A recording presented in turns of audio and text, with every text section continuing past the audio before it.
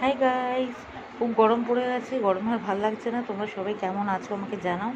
এই যে আগেরটাও পোস্ট করেছি, এটা আরেকবার করলাম ডিটেলস বলার জন্যে। এই যে 4700BC এই পপকর্নটা খুব ভালো একটা চিজ। আমি এটা অনলাইন থেকেই পারচেস করেছি, তোমরা করতে পারো। খুব ভালো খেতে।